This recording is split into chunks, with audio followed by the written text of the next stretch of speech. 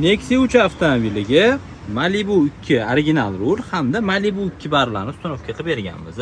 Qaranglar, bu Malibu 2 barlarimizni Nexia 3 o'ziga qolib bo'lib tushadigan, siznalari surilmagan varianti Xitoyda ishlab chiqarilgan bar. Turishi, zazorlari birga bir keladi. Qotadigan o'rnigacha o'zini o'rniga qotadigan qilib o'rnatilgan. Hamda mana siznalariga sizdan abagreeflarni o'rnatib, ulab ishlatib berganmiz. Hozir hammasini ko'rsatib obzor qilamiz. Buni afzalli tomoni shundaki, siznallar joyida qoladi va siqilib qolmaydi. Bemalol oldinga orqaga mana даже bitta qo'lda ham surib ishlatsa bo'ladi. Xo'p, bari mana shu общий turishi, endi ishlashini qanaqa bo'lishini ko'rsatamiz. Xo'p, bu barimiz primer richakda, parandalar begushi hammasi plata bilan bo'lgan.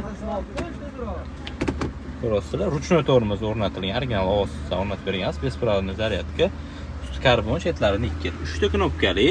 Xo'p, bu knopkalari sizlarning abagreeflari o'zida yo'q, ulab ishlatib berganmiz. Sizlarga abagreef o'rnatib, avtopilot chexoldan taqib, bizdan abagreefdan ulab ishlatib qo'yganmiz. Bu vinterga ishlaydi.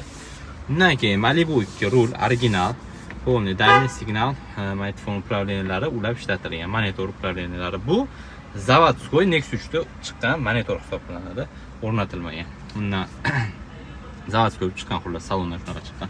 Tabloli tuning qilingan, obshivkalar koja и salon detallarini akopment qilib, Merz deflektorlarni ham o'rnatib berganmiz. Mana shu xizmatlar qiziq bo'lsa, Max Tuningga murojaat qilaverasizlar.